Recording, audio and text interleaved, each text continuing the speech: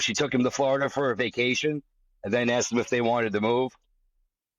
So yeah, of course, what 8-year-old is not going to say mermaids, Disney, Mickey, let's go for sure.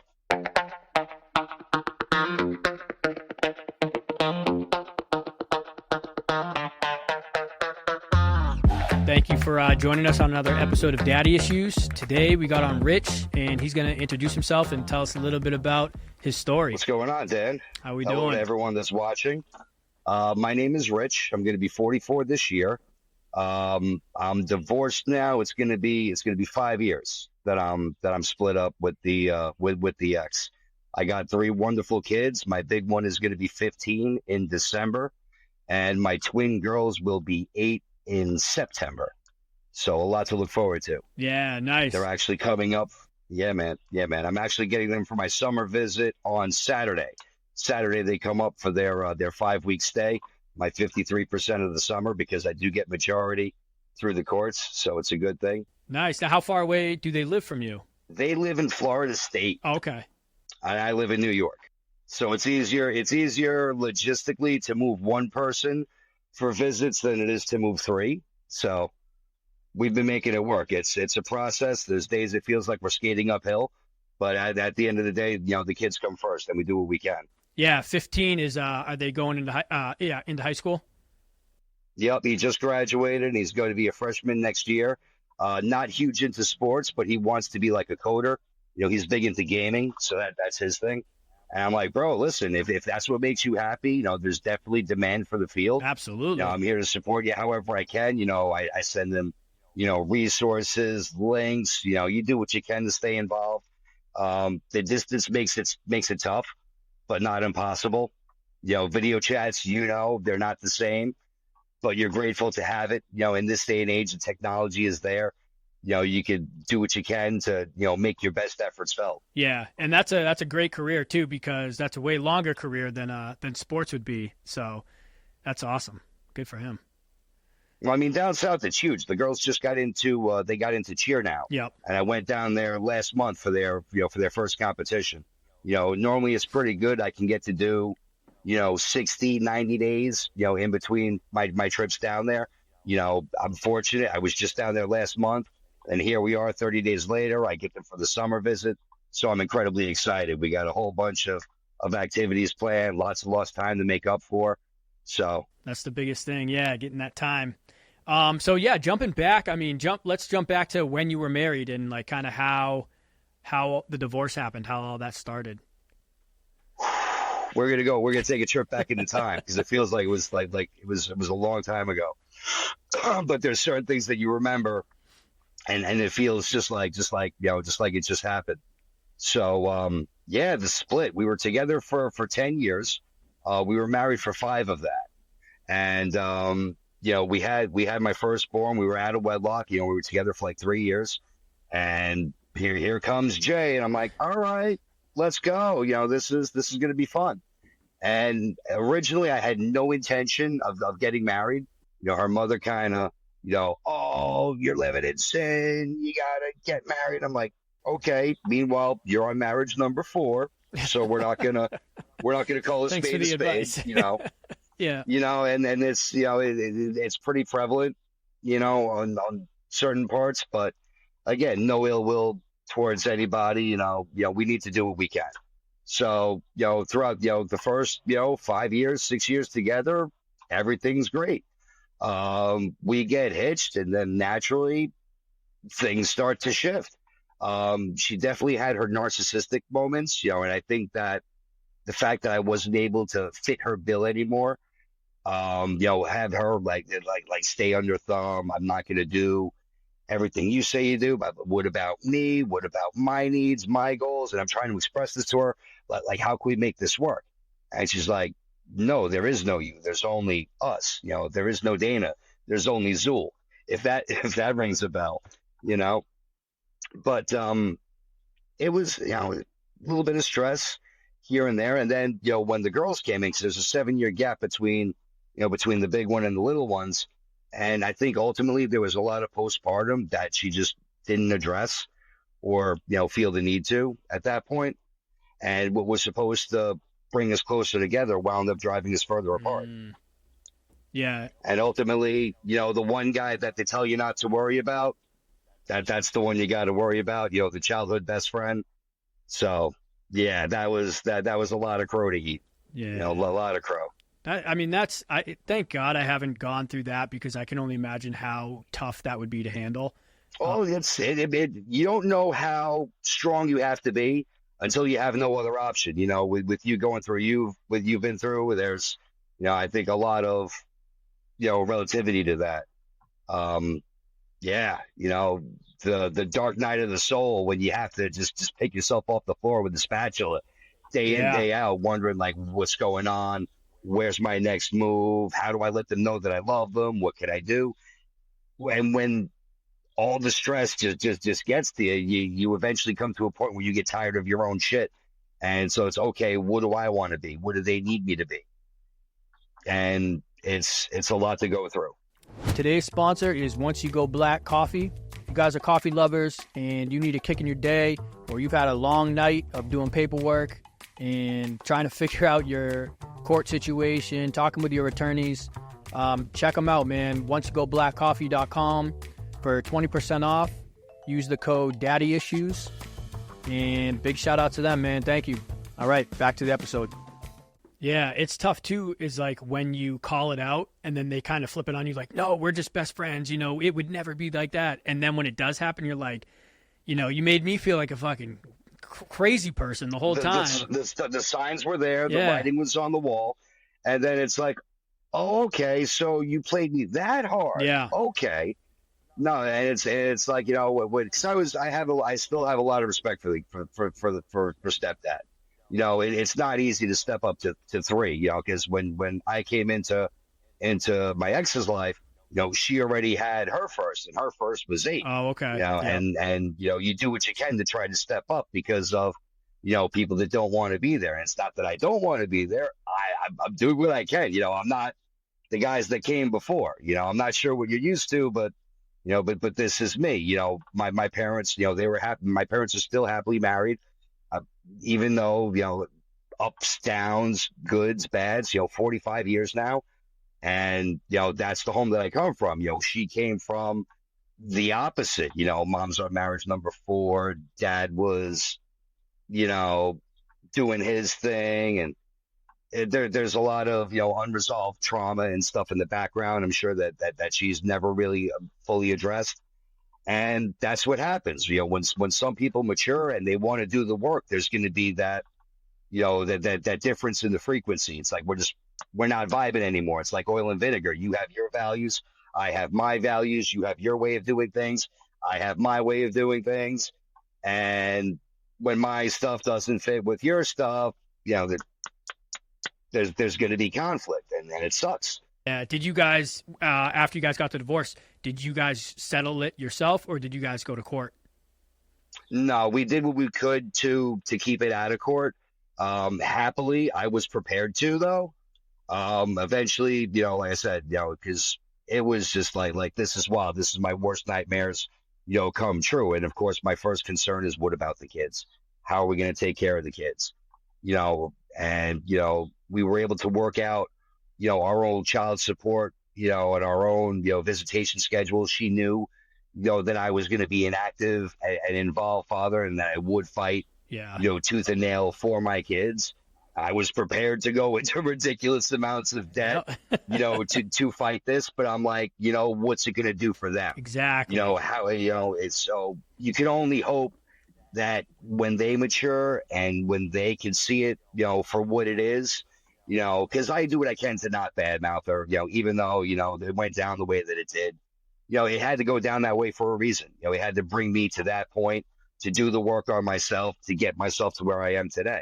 And it's not been an easy thing. It's an ongoing process, but you do what you can with what you got, and you do what you can to keep going forward, for their sake, of course, and your own as well. How'd your kids take it? Because your twins were like 3 years old or something like that, around that age. They never remembered their mom and I being together. Right. Yep. Okay. It was wild. All I have of that time, are pictures. Take as many pictures as you can. Dads, take all the pictures you can. as much as it hurts you sometimes to look at them, like Facebook memories, it's a big kick in the dick sometimes. Huge. Because again, I got married on Memorial Day weekend. Here, So, of popped course, up a this couple time days of ago. year, it's all kicking through my news feed. And I'm like, oh, okay. No, what's funny is Facebook should see, it should see that in your profile it says divorced. I don't want to see these pictures anymore. You could make adjustments and selections. And, when it was real fresh, oh, trust me, I had her blocked. There was nothing there. But like I said, at this point, we were able to be like, okay, listen, you're going to be your person. I'm going to be me.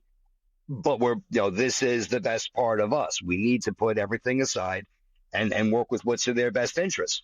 When it came time for them to move to Florida, however, I had my thoughts about that because the new stepdad got offered, something in his field, in his line of work. He's an HVAC guy and, he's really good at it. So naturally his old boss wanted him to come back. If it was just him, he'd have, taken it and ran with it. But now he's got, the wife and my kids to worry about. So, when she brought it up to me, I'm like, when you plan on doing this? She's like, we got to let him know in like 9 months. I'm like, oh, you giving me 9 months to think about it? Okay. It could be worse. So then over that 9 months, I dug into my research, pay attention to what state you're in, do as much homework as you can. So like I said, I was like, how is this? My big concern was what was this going to do to the kids psychologically? I'm going over notes and previous court cases, and you see the stats out there. How out of the single dad homes, there's less bullshit than there is out of the single mom homes. The kids come out a little bit better adjusted. The research is there, it's out there, and then and then you bring this to a narcissist's attention, and she thinks she's being attacked, right? And then all of a sudden it's like this again. So I'm like, do I really want to drag this out through court? Do I really want to put my kids on the stand as witnesses? What's this going to do to them? So as much as you can think with the kids' perspective, the better off you're going to be, because you have to turn. I think every dad wants to be the dad that they had, that they would have liked to have had when they were younger, because my dad, God bless him, he's still alive. We talk, we're close. And you feel that there's some sort of a lack there. And it's weird because meanwhile, he's my best friend. I can talk to him about anything. And to have that relationship with your kids, it's an amazing feeling. It really is. And you want to pursue that as much as you can. It's like why guys, don't want to step up and claim that mantle of dad, of father is beyond me. Nothing is going to change you like your own offspring. And when you have to put their future ahead of yours, it's a sacrifice, but they're so worth it. Oh, absolutely worth it. Yeah.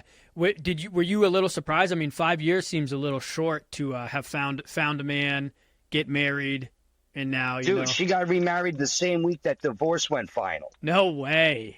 Wow. Divorce finalized on Monday, the 10th, and February the 14th.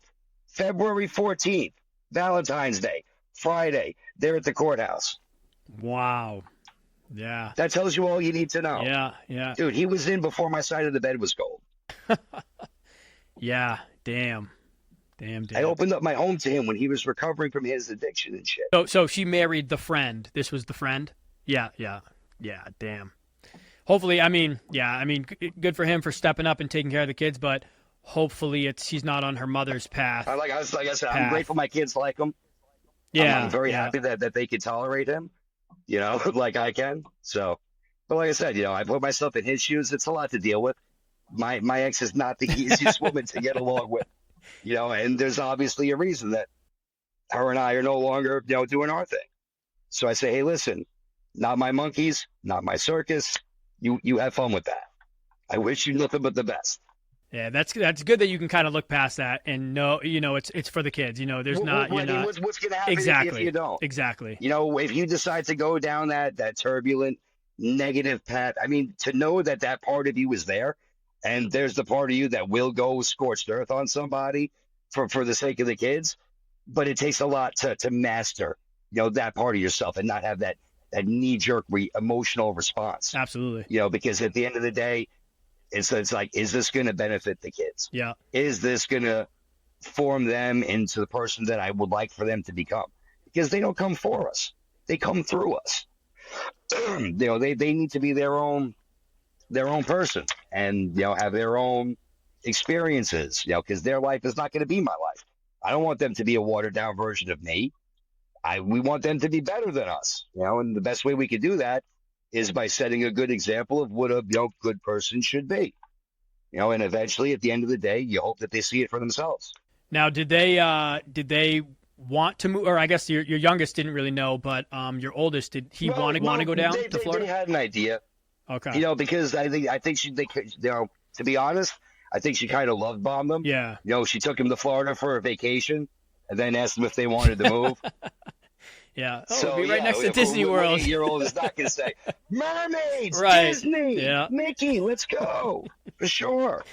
For sure. No, my oldest, we really took to him about it, because they've been down there now it'll be 2 years in November. They went down, right before Thanksgiving, and that was not yet. Yeah, so it'll be 2 years coming up, so a year and change. At the time, he was 13, and we're like, you have an input here. You have some say. You speak now. Have a voice. From her and from me both. Listen, I don't want to put you in a position where where it's going to hurt you. In all reality, he's got some amazing opportunities down there. He's in their Cambridge program. He's going to come out of high school with, I think, like 20 some odd college credits already. It's ridiculous the opportunities. It's like, where I am right now, upstate New York. It's nothing to really write home about. The schools up here, they're good. The educators care. But still, it's not the same amount of opportunity, because they're on the Gulf Coast. They're about an hour north of Tampa. Yeah. Nothing to sneeze at. There's worse places they could have gone. So, the fact that I get to go back and forth, when I can to see them and let them know that I'm here and, doing what I can. We got our own little routine when I go down there. We go play mini golf. We go to the, little, penny arcade. You don't need to spend a whole lot of money to have a great time. You got to spend a whole lot of money to get there, but what would you rather do? Spend the money and go to Florida, or spend it repaying lawyers' fees? You can take it, either way. But every situation is different. So, like I said, where I am, I'm grateful that her and I were able to, come to this. So I said to her straight up, you want to go to Florida?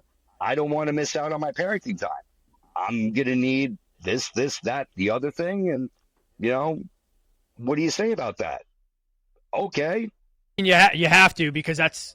Yeah, you have to. She has to, because that's a huge move to do that. Huge. Yeah. Because again, I feel at the end of the day, I feel really bad for my parents, because they're kind of getting robbed of their chance to be grandparents. They only get them for now 5 weeks, for a couple of days. It's true. Out of the summer. And like I say, video calls aren't the same. So what do? You take it and you turn it into motivation. You fuel your side hustle, invest in yourself.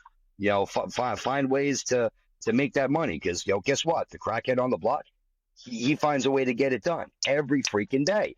Are you going to be out hustled by a crackhead? I love that. I freaking love that.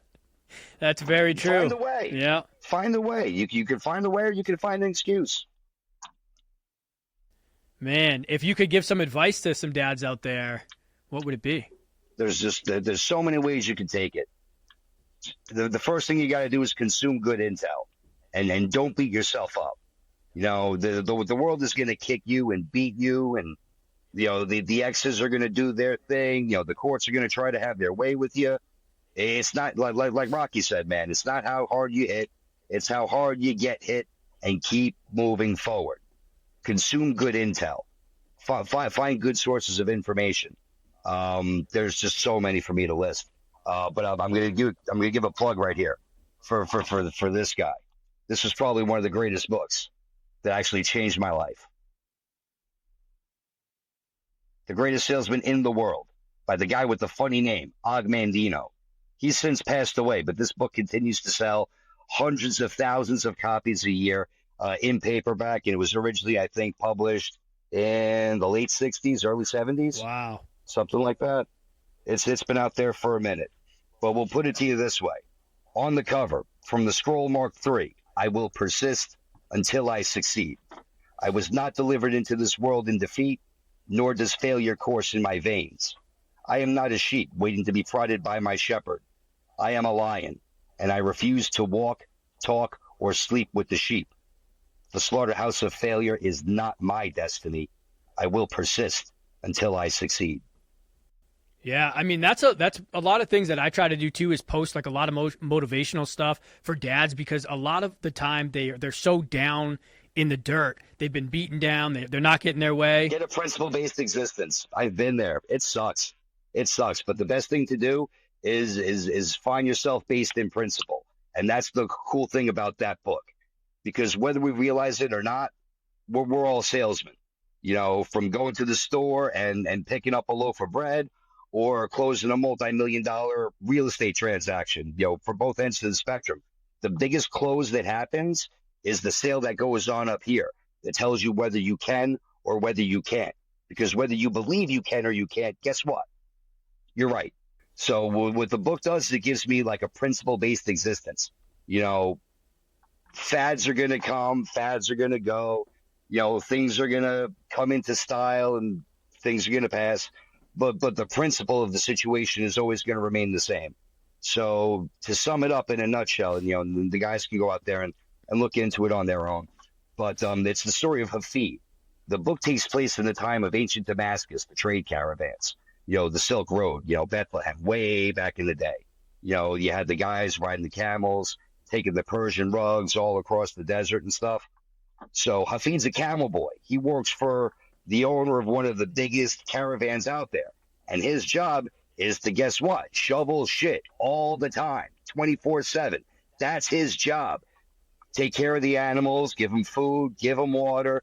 And you got a lot of freaking camels. And guess what? Camels produce a lot of shit. You know what I mean? So he's been doing this for years and years. And he's very good at what he does. He winds up falling for the daughter of one of his boss's competitors. So, you know, rich girl status. And he says to his boss, like, yo, boss, there's this girl. I like this girl. But she's never going to go for a camel kid. You know, I shovel shit for a living. What can I bring to the table? I want you to teach me to be one of your salesmen. Your salesmen are well known. They're well respected. You know, wherever they go, people are opening up their doors. They're always getting smiled on. Teach me to be one of your sales guys.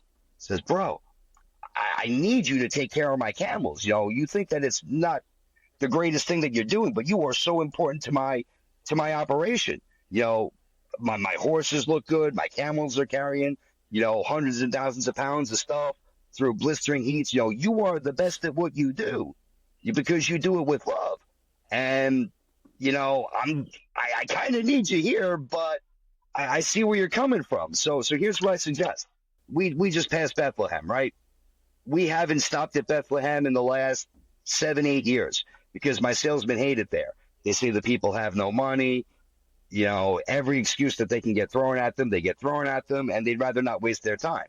Meanwhile, when I was in their shoes, I would stop here and I would make a killing because guess what? No matter where you go, there's good and bad everywhere. So here's what you're going to do, kid. Here's this robe. This is one of the finest robes ever. Here's the mark of me. Here's my trademark. Here's the trademark of the seamstress that makes this robe. It's one of the finest in the area. I'm going to charge you 50 silver pieces.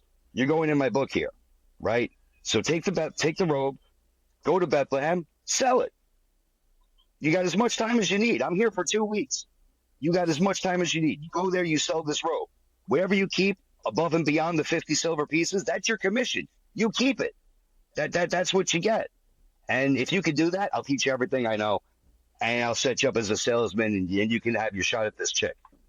But if not, you're stuck being my camel boy. And we're not going to talk about this again. Fair enough? So he says, fair enough. So he says, okay, remember this. Failure will never overtake you if your determination to succeed is strong enough. So he says, okay, boss, I got this. Heads out to Bethlehem. He's out there for 3 days. Soldiers are spitting on him.